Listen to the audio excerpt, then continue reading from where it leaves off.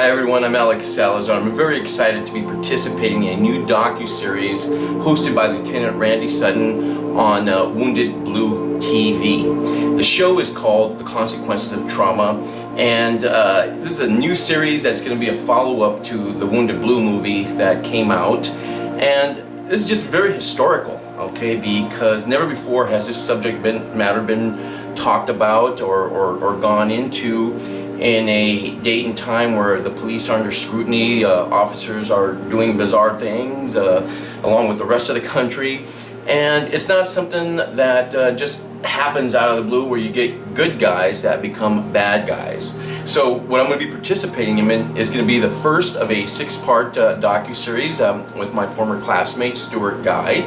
Stuart became infamous for being shot 3 times during the North Hollywood bank robbery shooting. This is when these bank robbers went in and guns a-blazing and basically just shooting up the whole place, and Stuart was traumatized, of course, from that. And it's also going to feature another individual by the name of Alan Cates, who I came to know very well when I was out there trying to find out what the hell happened to me. And so we're going to go into this docu-series in talking about, you know, what causes these things here that are going on, the consequences of trauma. How do officers get affected by seeing things that they shouldn't have to see? Okay, and so when I came on the job, I was very, very idealistic. I didn't have any problems back then, but all that changed in one day, and that's what pretty much any officer will tell you who's been in a gun battle or has experienced a really bad, debilitating incident like Annika Rosales being shot in the face and then going after the bad guys and catching them. You know, it sounds really good for TV, but reality is that, you know, you become kind of messed up, you know, from being shot, going after people, and once you're doing that day in and day out, it becomes something that can really, really badly affect you. And so my story starts out when I left the Air Force December 1st, 1989, which was a Friday, had that weekend off, started the police academy. I was, you know, now part of the LAPD, very proud to be serving the community. But there was something very sinister going on back then, which, you know, I didn't know about at the time. I was just happy to be there among these older officers who, you know, were quiet.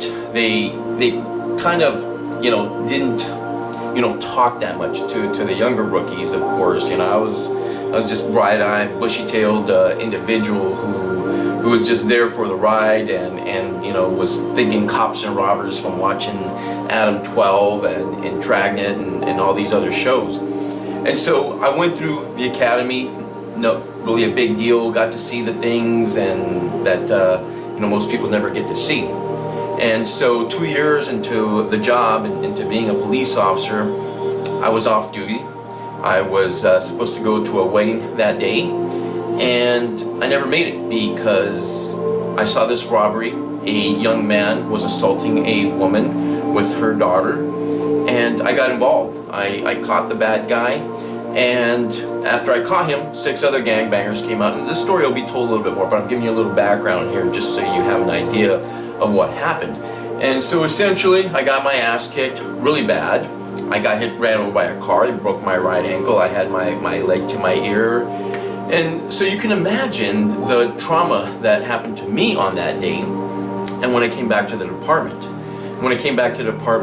my partners were telling me, why don't you shoot the MF-er, why don't you kill him, why don't you do this, why don't you get involved? All these things happened, and for me, I was just thinking, well, hell, you know, I'm a cop, I'm a police officer. This could be my mom, it could be my sister, it could be one of your loved ones.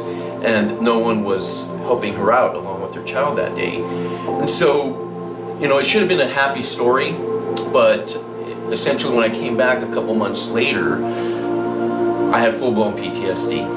I was experiencing the nightmares, I had hypervigilance, I was just a mess, and I didn't know it. I just thought I was crazy. I approached my brother-in-law and my sister. I told them, hey man, you know, what do you think's going on here, you know, with all these people, you know? And they said, you're just crazy already, you know, you're already like that, is what they tried to say. But I know I wasn't, of course, and you know, they were messing around with me.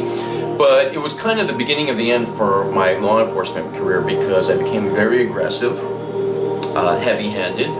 One of those police officers that you might see on TV today being filmed by a bystander, and me pummeling him or hitting him, and all because I had a very skewed perspective of people. And what I also saw was that I wasn't the only one. And so I'm not here to point fingers or talk about anyone in particular. I'm speaking about myself. And when we talk about this, we're looking at the culture of law enforcement and how law enforcement is, and the things that happen there. And so, I got divorced quite naturally, because I was having nightmares and screaming and just coming home all pissed off. And nothing happened here, where I was being helped, where I was being treated. I knew something was wrong with me, just like you might take a car to have your motor checked because you hear something. But I was never diagnosed. I was never told, Alex, you're severely traumatized. You can't be a cop no more. I'm going to take you off the streets, maybe send you to Hawaii or somewhere, to recuperate and really understand what happened to your head. But no, what I did instead was, like most police officers did, is I suppressed my feelings. I no longer was able to talk about what was happening with me. And most police officers, you guys and girls who are out there, you know exactly what I'm talking about. You don't want to come out, I saw this and all these bad things are happening, because what are they going to tell you? Get the hell out of the job if you can't handle this. But realistically, that is not how it should work, because we're human beings. We're supposed to feel. We're supposed to take in these natural feelings and be able to assimilate them in a healthy way. But that doesn't happen in law enforcement, because the staff, the command staff, usually doesn't want to hear about these type of things, because an officer who's traumatized becomes a liability issue.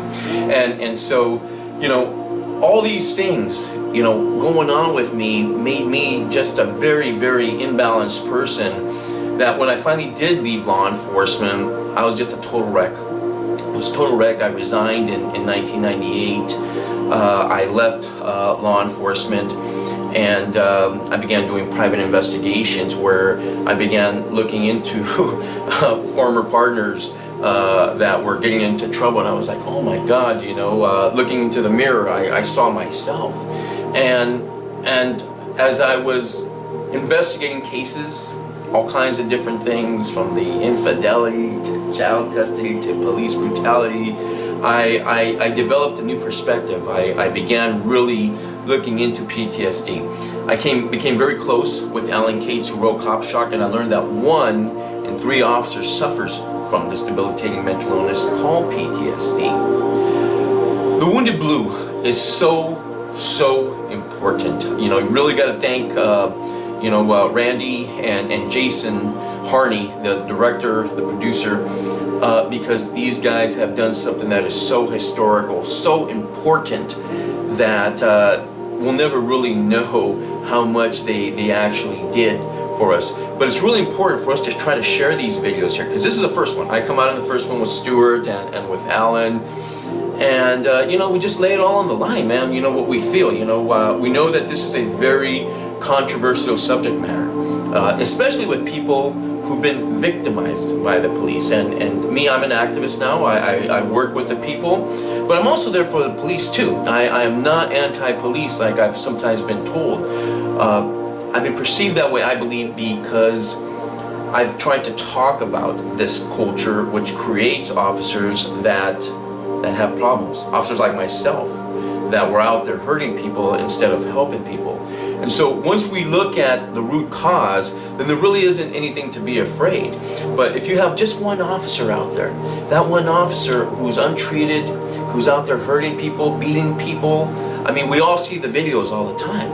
And with yesterday being the anniversary of the LA riots, where I saw the city of Los Angeles burn down, never have we lived in a more precarious time, especially with this coronavirus that's going on. And we're seeing people get upset, we're seeing people get mad, and potentially we're facing riots. Okay, and so if you have a cop out there that's traumatized, and it's just going to become worse if the inevitable does happen here during this corona time of the virus that we're experiencing.